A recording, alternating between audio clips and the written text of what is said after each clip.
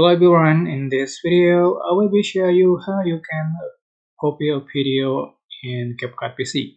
So just going to select your video to the track and then just click on the video and then just press the CTRL and CK on keyboard and then press CTRL and PK. That's it. And for the second way, you can click on the video that you want to copy and then right click. So select copy and right click again, select paste. So that's simple.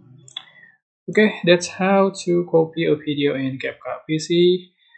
I hope this tutorial was helpful for you guys. Don't forget to click like, comment, share, and also subscribe to this channel. If you have any question, please leave it in the comment section down below. Thank you so much for watching. Bye.